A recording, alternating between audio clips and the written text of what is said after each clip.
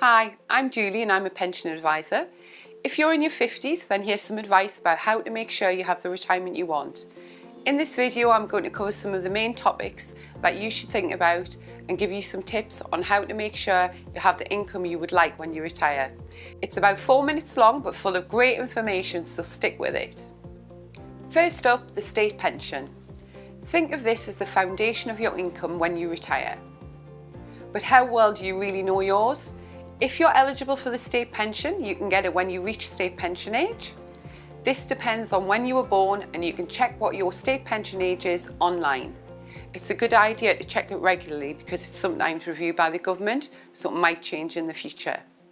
You can get a personalised forecast online of how much your state pension could be and when you can get it. It's really worth taking a look. Not everybody gets the same amount of state pension, as it's based on your national insurance contributions over your working life, which differs from person to person. The full amount of the new state pension works out around about £8,500 a year at the moment, but yours may be more or less than this. Your national insurance record is built up in different ways. It can be built up if you're working or you're self-employed. You can also build up your national insurance record through national insurance credits. You get credits automatically if you're claiming certain benefits, but in other circumstances you may need to apply for them. You can view your individual national insurance contributions by going online, and it's a good idea to check it carefully. You may have gaps in your records, and even with these gaps you might still receive a full state pension. But sometimes you may be able to get a higher state pension income by filling these gaps through making voluntary national insurance contributions. So go along and check your state pension forecast online to get to know yours. Next up, we have workplace pensions. While you've been working, you've probably been saving into a workplace pension. It's a great way to save for retirement because when you pay in, your boss pays in too, and you may be eligible for tax relief. If you're working and not already enrolled into a workplace pension, you may be entitled to one. Check with your employer or check online at workplacepensions.gov.uk. There are other ways to save too, including a personal or stakeholder pension. These are private pensions that you arrange yourself. With all of these different pension schemes, providers will usually send you an annual statement so you can see how much is in your pension pot and when you can access it.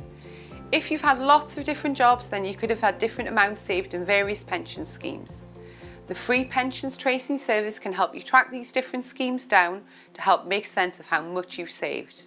Whatever your situation, make sure you plan for your retirement and put some money away. The state pension is a great foundation, but think about how much you'd like when you retire.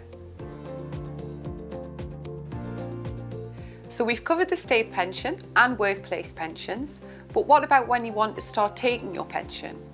As with any big financial decisions, you should think very carefully before making any choices about your pension pot. It's important to find out what your options are, understand any tax implications, and know how to avoid scams. To help with all of this, the government has set up PensionWise. PensionWise is a free and impartial service which provides guidance on the different ways you can access your pension pot. You can get a free PensionWise appointment if you're 50 or over and have a defined contribution pension.